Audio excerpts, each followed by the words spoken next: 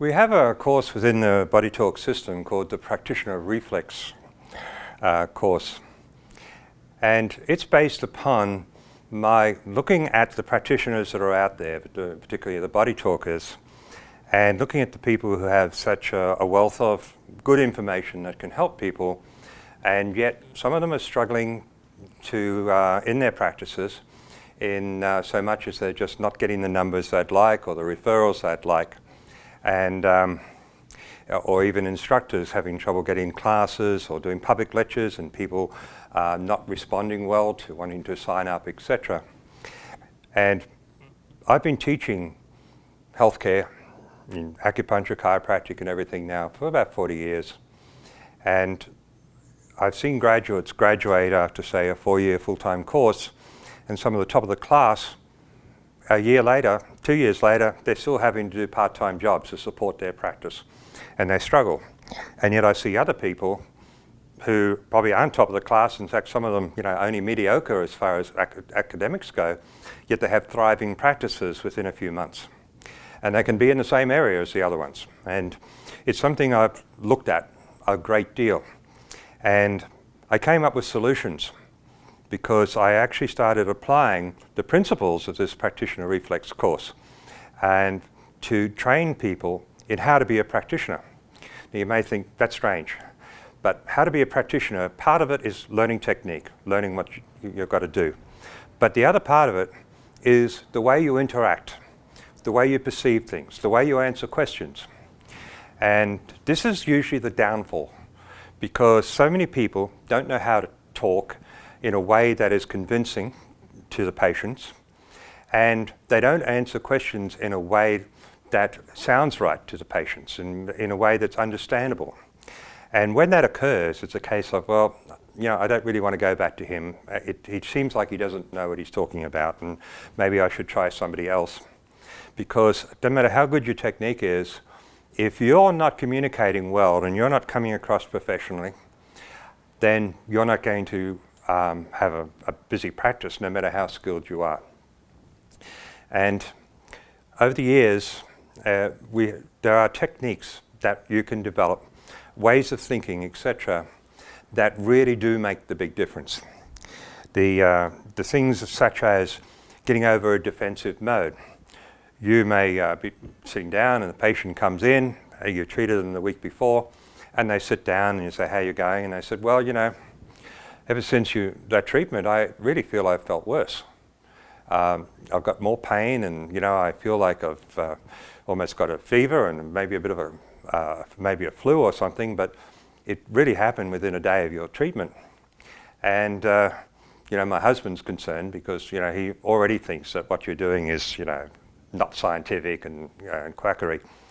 But why would I not get it better? And I see so many patients so many practitioners who go on the defensive with that, and they say, oh well, the reason you didn't get better, or the reason you probably got more pain. But the terminology is, you're accepting that the treatment didn't work well. I've even heard them say the reason the treatment didn't work well is because sometimes your body just doesn't take the treatments and doesn't respond to the treatments, and sometimes you've got to be a bit persistent. But we can try again. Now that's going defensive. You're actually allowing them control, when you can answer in a more positive way, and you don't go on defensive and say, well, I usually say, as you know, because people don't like to say, no, I don't know. And but we do know that when we do powerful treatments, for example, when you treat viruses or something like that, the body would go through a response factor, and sometimes it's got to elevate the temperature. It can even increase the symptoms because there's a lot of activity going on. And the fact that you're getting such a response, even though to you at the moment it doesn't feel that good, it is your body responding. And if your body is responding, 99 times out of 100, it's because it is responding to the treatment in a positive way, in so much as it's doing a hell of a lot of work very, very quickly. And you're going to maybe have some symptoms like that. And we can't always predict that, and we don't sort of send you on your way saying, look, you're going to get worse before you get better. But now you've told me that, that's exciting, because that really means something is happening. And that's the key factor. You've been like you are for a long time, and now something is really happening. And let's move forward with that. Now, there are lots of questions like that you can get. Lots of questions when you're talking to people. And lots of ways of being able to explain things in concise ways and not talk too much. And in this course, we do exercises along that line. And I know I've seen a lot of people say, oh, I don't need to do this course, I'm okay with that. And yet they're the same people who come and tell me they're struggling in practice and they're struggling to make their numbers, but they're just not willing to look at what's going on with them. And I also discuss some of the other factors about the way you set things up. And one of the interesting things we do is the elephant in the room.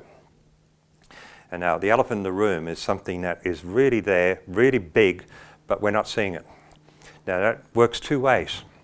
It can be a patient. You get patients that will come in and they've constantly got bowel problems and digestive problems, and they're feeling tired all the time, and they've got headaches, and you're treating them and you're treating them. And the elephant in the room is this: they're alcoholic. They drink too much. But very often a practitioner is not willing to address that. You might say, oh, do you drink alcohol? And they say, oh, yeah, I drink a bit, but not much. But you can ask. No, they drink a lot. But so many practitioners aren't willing to tackle the elephant in the room. It may be their alcohol problem, their marriage problem, and so on. But they're sort of sensitive areas, and it's amazing how you, as a practitioner, will often shut off the thing of finding the elephant in the room because you don't want to have to go there with that person, because you might upset them and lose them as a patient. But the fact is, you're not going to get them better until you address the elephant in the room. And there's an art of doing that, but you've got to learn how to do that, and you've got to learn how to recognize when there's an elephant in the room. That is going to make all the difference in your results. Otherwise, often you don't. And of course, practitioners have the elephant in the room. And the elephant in the room is what's really behind what's going on in their lack of success, either financially or in results or whatever. And so often it's what they're not willing to look at.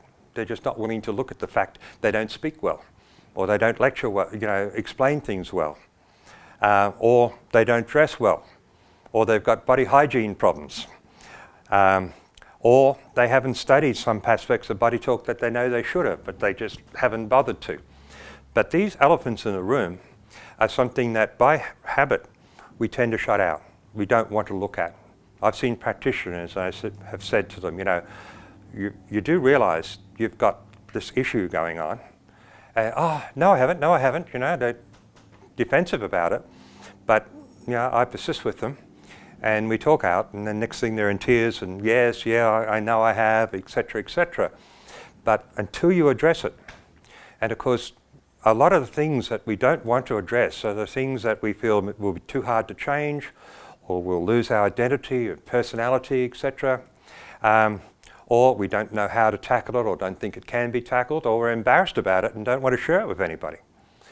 And so in this course, we have several little sections like that. We're going to talk about the elephant in the room. We're going to talk about defensive answering of talking to people. We're going to talk about the art of lateral thinking. And there's a lot of practical work, a lot of interaction. And you'll be interacting with each other in groups and giving feedback to each other. I'm going to give feedback. And there's also going to be the opportunity for you to try and put me on the spot by asking me difficult questions, etc., maybe ones that you've had, and seeing how I answer them and how I work with that. Because to me, success in practice, when it comes down to success by having good numbers, good results, good financial success, I really estimate your actual physical knowledge is about 40%, and your ability to be a practitioner, to relate, and to handle all those other things is about 60%. And that's very important to understand. And yet, so many as we say, the important seminars we've got to do are going to be the ones that give us knowledge, new things, when in fact, no. I actually now really strongly suggest that we spend a lot more time on those other factors, on the 60%. And the Practitioner Reflex course is designed to be an important start with that, and so we can start really tackling the problem, and hopefully we'll do other follow-ups and expansions on it.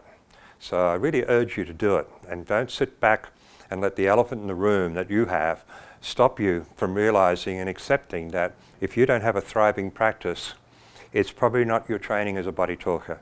It's your training as a communicator and understanding the patient and understanding the way to communicate with all the different patients, the different culture types, etc. It's a really important one. And so try and make sure you get along to one of the courses with me. And we'll have a lot of fun as well. Thank you.